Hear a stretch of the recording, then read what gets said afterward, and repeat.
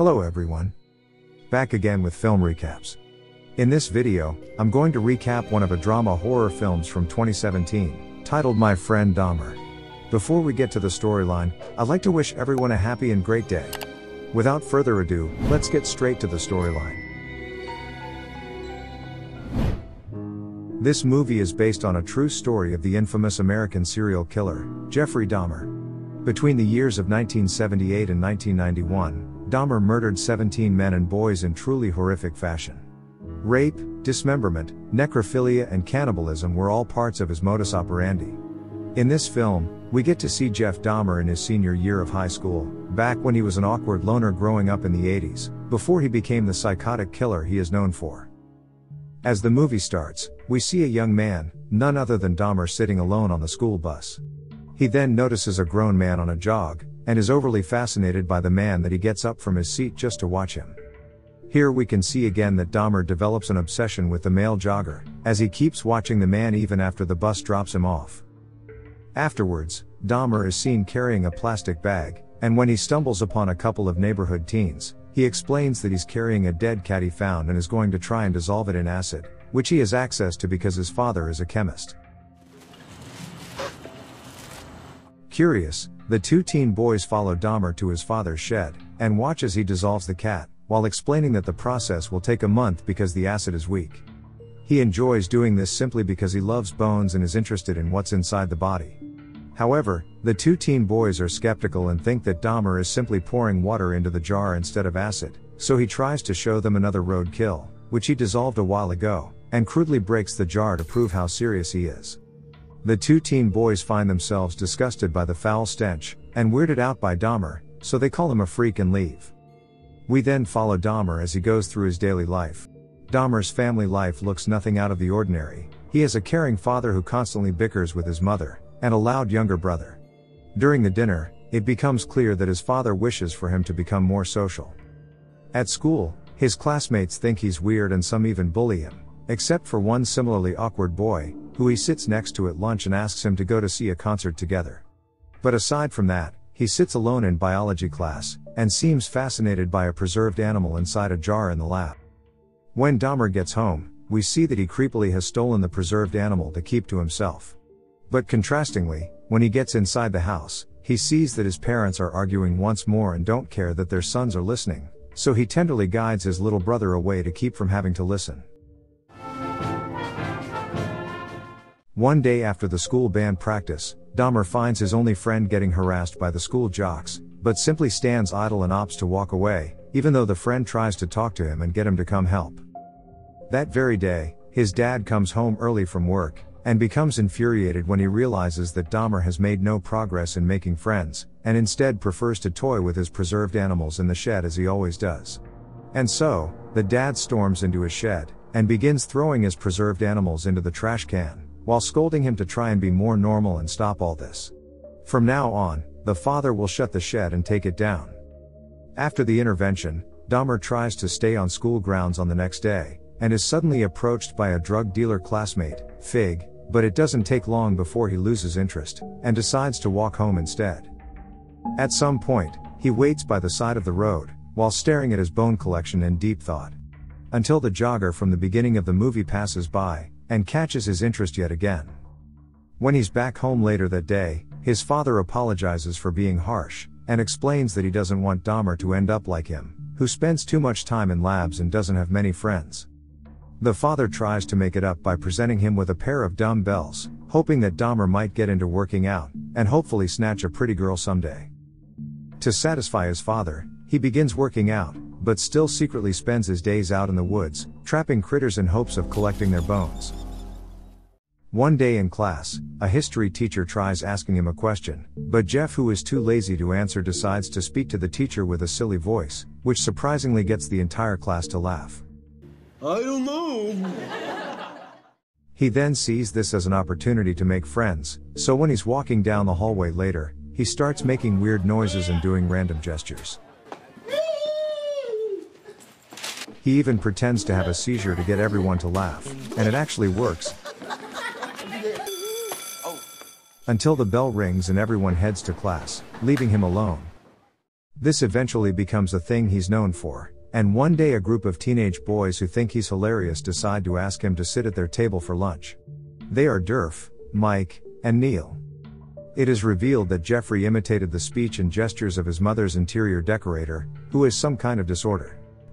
Jeffrey inspires Durf to draw him in various situations, and it is here that Durf and his friends form the Dahmer fan club. The four of them surprisingly get along so well, that they'd like to come up with epic pranks to liven up their senior year. They start with getting Dahmer to make random noises in the library, and have the librarian blame someone else for it. They also run down the hallway while pretending to have seizures together. However, in between Dahmer's seemingly improving social life, one day he discovers that his mother, who was a former drug addict, is having a relapse. He tries to convince her to stop and go to the doctor, but to no avail. Despite it all, he goes on with his days, and one day a weird instance happens when he's out fishing with a couple of his friends. After hooking a fish, his friends asks him to let the poor fish go. Dahmer, however, opts to violently gut the fish instead, claiming that he's curious what its insides looks like. His friends of course find this disturbing, but still don't register this as a red flag.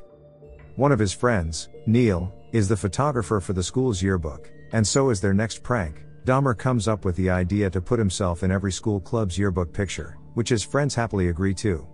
The following day, they start to carry out their plan, and in the end, the boys manage to perfectly pull off this prank. Afterwards, Dahmer comes home bringing his friend Durf, to excitedly announce to his dad that he's joined a lot of clubs this year, but his dad is too occupied arguing with his mom to notice. The fight eventually makes Durf feel awkward, so he excuses himself and goes home. In secret, Dahmer makes it a habit to hide behind the trees just to wait for the jogger to pass, seemingly having grown a crush on the grown man. Until one day, it just so happens that the three of them are hanging out, right when the jogger arrives and is greeted by Mike. As it turns out, he is Mike's family doctor, whose name is Dr. Matthews. We can see that young Dahmer appears flustered throughout this interaction, but his two friends don't seem to notice. When Dahmer comes home, he finds his parents fighting again, this time over his mother impulse buying a car. The frustrated dad takes a bottle of liquor to calm himself down, which Dahmer sneakily steals, and that's when he starts drinking. On the next day, Dahmer and his friends are casually talking in school, when their drug dealer classmate Fig suddenly walks up to them, to show off the fact that his former Nazi father just gave him a pocket knife. He then cuts himself with it and begins sucking his own blood, which weird out the three boys, but not Dahmer. As time goes on, Dahmer eventually becomes sort of an alcoholic, and comes to school reeking of alcohol, to the concern of Durf. He also still secretly goes around collecting road kills, and dissects them after. One day, he goes on an overnight school trip to Washington, D.C., during which he gets roomed with Charlie, the only black person in his class. Here Dahmer discreetly checks him out, and suddenly begins to ask him a disturbing question, which is whether a black person's internal organs are the same color as a white person's.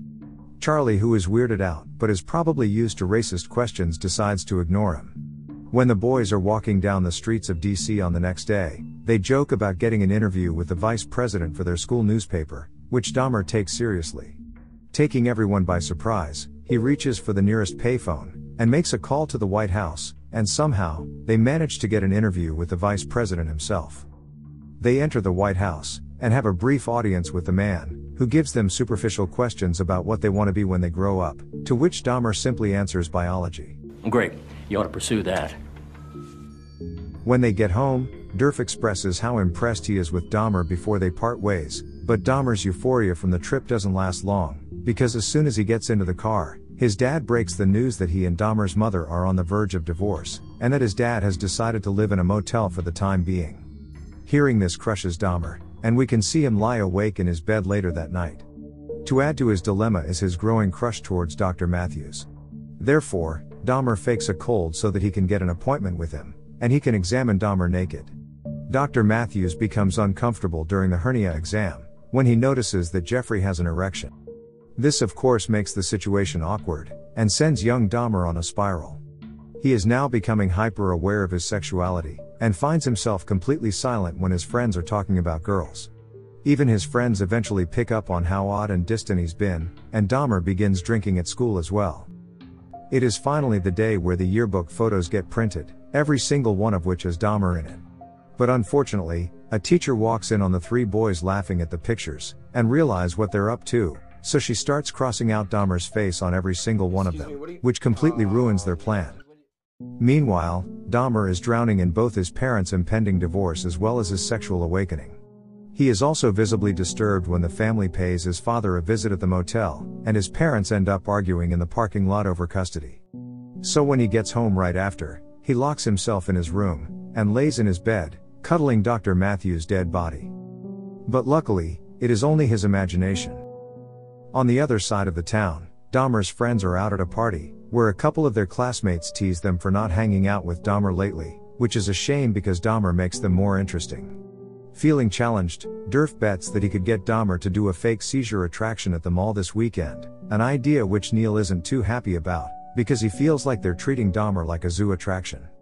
Still, Durf goes on with his plan, and bribes Dahmer with some money to get him to say yes. And so that weekend, a very drunk-looking Dahmer sits in the backseat of Durf's car as they drive up to the mall.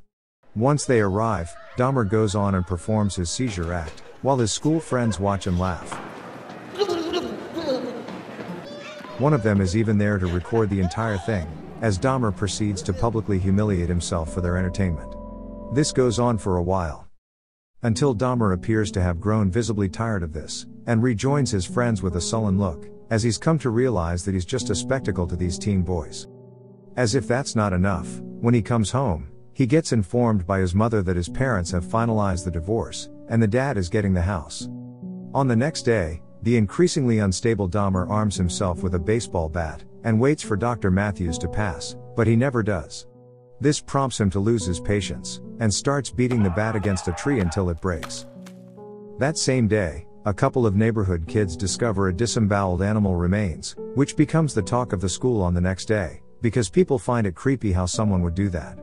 Dahmer's friends then start talking about prom, and Mike makes fun of Dahmer by saying there's no way any girl would want to go to prom with him. This offends Dahmer, so he goes right ahead and asks a freshman named Bridget to prom. At first, she says no because she knows Dahmer always does weird things, but eventually warms up to the idea after Dahmer convinces her that going to the dance with a senior is cool. And so they end up awkwardly going together, to the surprise of Dahmer's friends. At some point during the night, Neil, who was against making fun of Dahmer at the mall, decides to walk up to him, and apologize for what happened, which Dahmer accepts. When it is time to dance with his date, we can see that he grows uncomfortable, because he was never attracted to women to begin with. And so, he excuses himself, and retreats to his car, preferring to be alone. On the next day when he comes home from school, he finds his mother stuffing her things inside the car, and taking his brother with her to live with her relatives. This breaks Dahmer's heart, because this means his mother and brother won't be attending his graduation. He doesn't react at all when his mother talks to him, and after they leave, he breaks down, and cries inside the house. On his graduation day, Dahmer doesn't seem excited at all, and here the father congratulates him and hands him the keys to the family car, without knowing Dahmer's mother has left him completely alone. A few days after, Durf finds Dahmer walking alone by the side of the road, and decides to give him a ride home.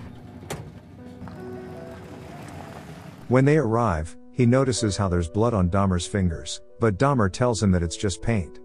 They then have an awkward conversation about their friendship, during which Durf basically refuses to apologize for treating Dahmer like a zoo attraction.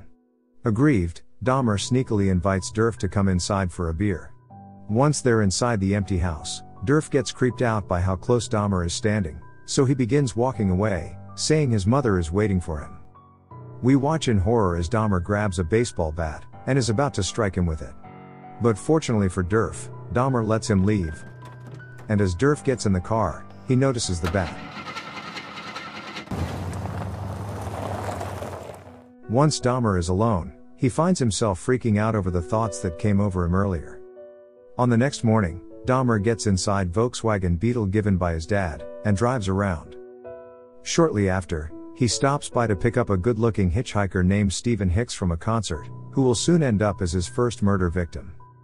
The film ends with a closing credits note that Hicks was invited to visit Dahmer's house, but was never seen again after that day, and Jeffrey Dahmer was finally arrested in 1991. Okay guys. That's all the recap of My Friend Dahmer 2017. Thanks for watching. See you again in the next video.